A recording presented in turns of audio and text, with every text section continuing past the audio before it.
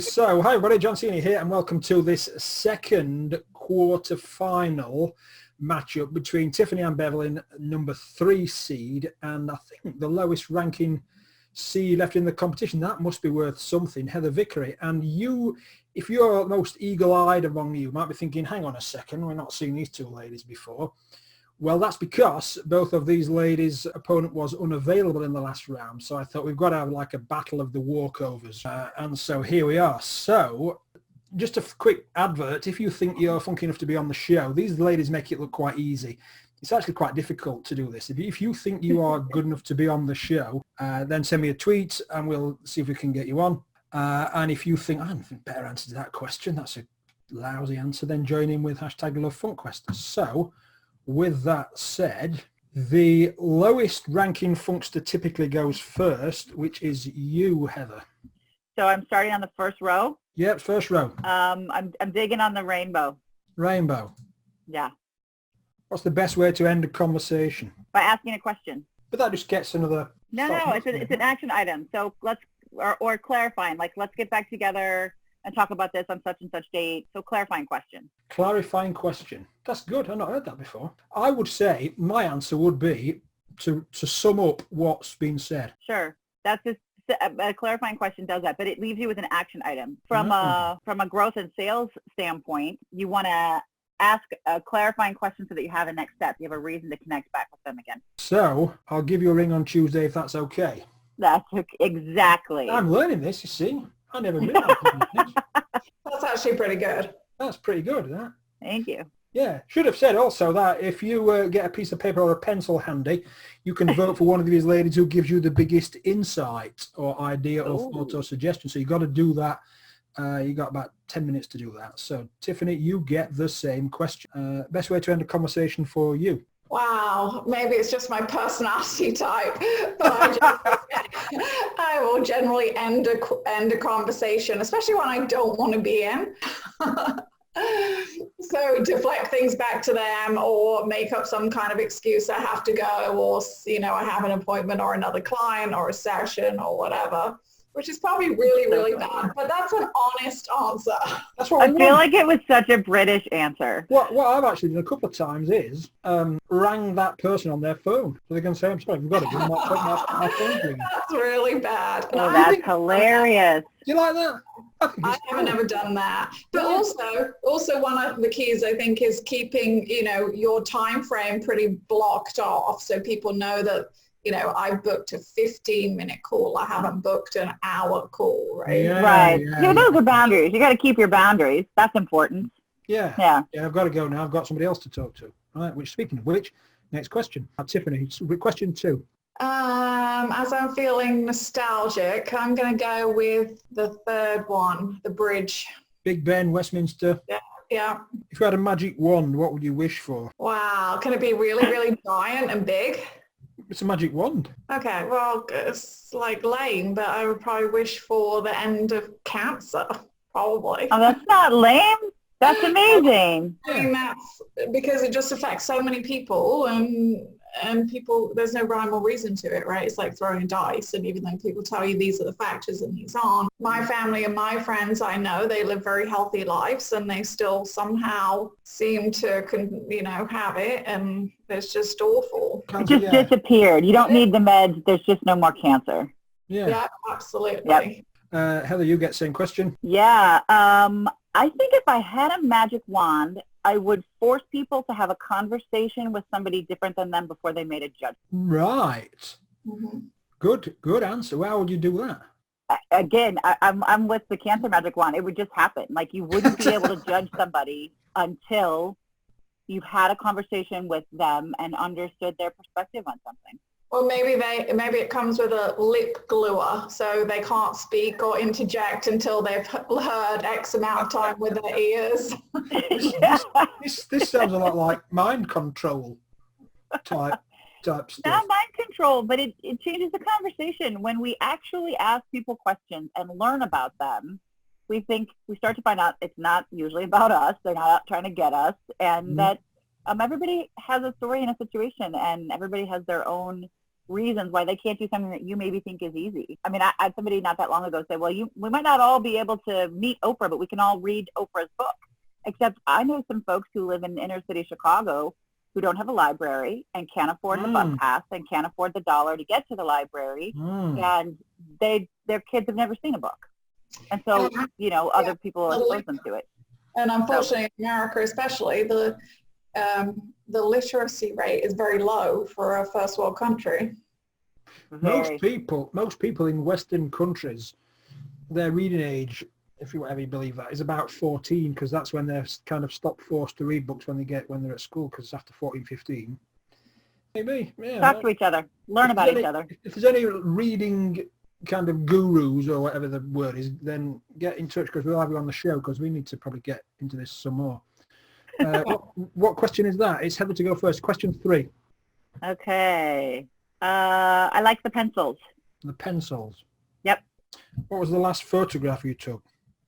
The last photograph I took was of my 6-year-old and I having a tea party picnic in our living room. She has this really sweet little tea set, and we did. So Very did a picture of her pouring tea. Very civilized. Good. Mm-hmm. What's Tiffany going to say? I love a proper English tea. I will tell the truth. Yeah. I was going to say in a few years, like my daughter who's 16, that will like transpose into she will want Starbucks. Got it. I have one question for both of you, or maybe we'll leave a comment on the show notes. Tea bags or leaf tea? Leaf tea.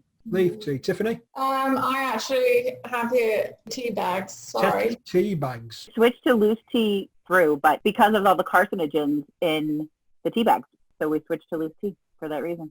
Yeah, right. What question is it? Tiffany, question 4. What was the last photograph you took? Yeah, I had to make sure I answered because I was thinking, hang on, what was it? I think the last photo I took, and this makes me sound like a very sad person, was my cat. Right. Love it. It's freezing here. Florida, like literally today and yesterday was our winter. That's it. I had a sweater on. I had to look up how to put on a sweater this morning because I didn't know. So what's the cat? What's the purpose of the cat photograph then? So I put the cat in, well, my daughter put him in a laundry basket with a bunch of blankets because she was afraid he was going to freeze to death. So, but he did look very cute, so we took a picture of him. Very good. Everything's relative though, right? So what's the temperature now? Probably about... It's 40 freezing, for Orlando. That's very cold. What's the coldest you had this winter, Heather, in Chicago? The coldest, it's actually not been as cold this year as it was last year so far, knock on wood. I think the coldest we've gotten this year is 0 before the wind chill. But last winter we got to like legitimately like -11 before the wind chill. It was crazy in Chicago. That was where all those viral photos came from of like the jeans standing up in the lawn and the toilet bowls exploding. Yeah, right? I mean last year for 4 days they closed school because it was just too cold for kids to leave their houses. Yeah, it was I've never seen anything like that before last year. So we've been lucky this year. Everything's perspective, right? That's so right. now it is. So question 4. Well, let's go with the hand in the air. The rock concept thing. Yeah. Wave around like you just don't care. Get on with it, right? Answering and playing with phones at meal times, okay? Oh Lord, no. No, it's the end of society. It's the end of relationships. It's the end of the world, right? Yep. I mean, if I go on date night or go even with my children or whatever, go to a restaurant, I mean, you look around you, nobody is talking to each other. Yeah. And you're like, okay, those people aren't talking, that family's not talking. I mean, everyone is just buried in their own thing.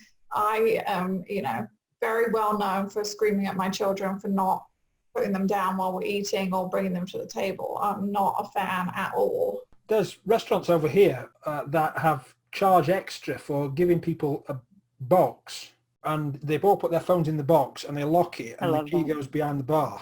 Heather, I suspect you might have a similar answer to this. So absolutely no phones at the table. They're not even technically allowed to bring them. If I see them at the table, we have a problem. We have a no devices in the morning policy at all because it just slows everything down. It's distracting. And I love a disconnect. We try to do at least one Sunday a week one Sunday a month where it's completely no devices.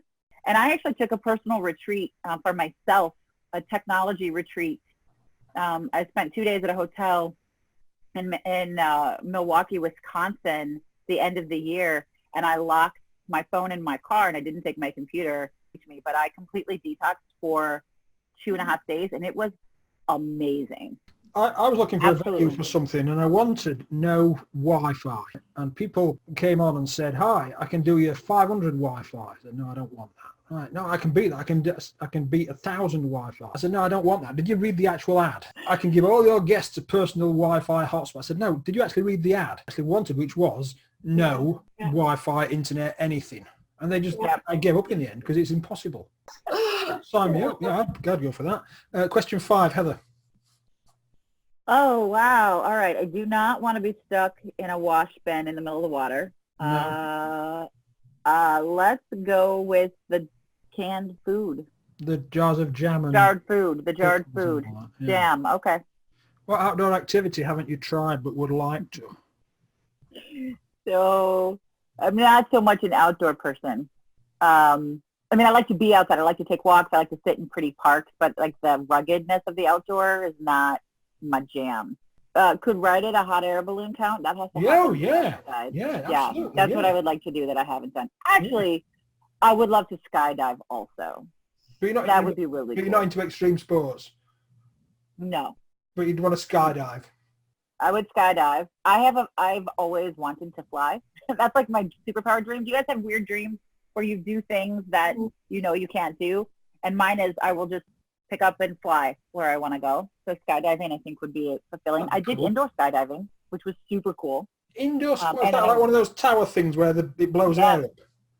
It's harder than it looks, but it's really fun. And I learned to like spin myself and do things like that.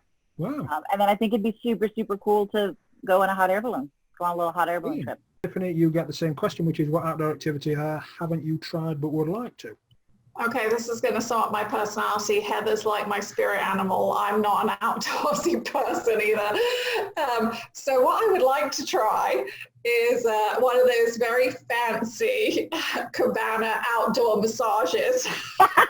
You know, like a 5-star resorts on the beach, at the Ritz, you like... All right, yeah, okay. You lie on the beach in a little cabana and the people come out and they massage you and you listen to the waves and you it's outside on the basis that it's outside. Yeah, so you go for that. Right, next question. No, that's it. Right, so anyway, listen, who won? I don't know. What we're after in this is a insight, thought, a suggestion, or something you thought, I didn't know that. Oh, that's a good idea. I'm going to go read that book. I'm going to go and check that out. So that's what we want. Right? Which of these ladies give you the biggest insight? And the way to vote for one of these to go through semi-final. If you think Heather is your lady, you've got to send an email to heather@funkythinkers.com. And if you think Tiffany is your lady, you've got to send an email to tiffany@funkythinkers.com and you will get an acknowledgement. You don't get on any list or anything stupid like that. Ladies, thank you so much for being on. Tiffany, how can we find out more about you and contact you? I am always available at dreamsrecycle.com or at tiffany@dreamsrecycle.com if you want to email me, have any relationship, divorce issues or life issues that you need me to help you with. Fantastic. Heather, how can we contact you? I'm at Vickery & Co. on Instagram, Facebook, Twitter. Super easy to find. Heather@vickeryandco.com. Anyway, listen, thank you so much for being on, and we'll see one of you in the semi-final. Thanks, Jonathan. Thanks, Tiffany. Bye. Thank you. Bye. Hi, thanks so much for making it to the end of this episode. If you've enjoyed it, please share it with your friends. I have a few people you might want to share it with. Your partner, your parents, your grandma and granddad, your neighbours, your hairdresser, your tea lady, your gym instructor, your swimming coach, postman, the bin man, your cat, your dog, Father Christmas, Mr. Trump, Mr. Putin, Cristiano Ronaldo.